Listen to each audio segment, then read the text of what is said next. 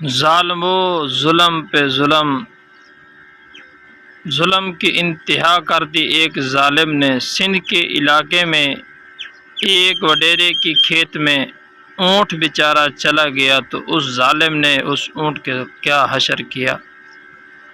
उसके आँख को भी निकाल डाला और उसकी टांगों को भी काट डाला।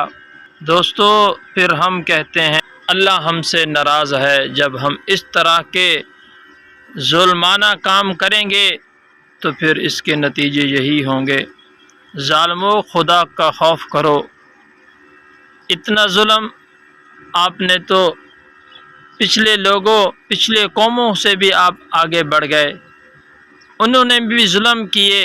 सालेह अलैहिस्सलातु वस्सलाम की कौम ने ऊँटनी पर जुल्म किया, वो वाक़या किताबों में मौजूद है। आज आपने ये जुल्म करके साबित किया कि हम उनसे कम नहीं।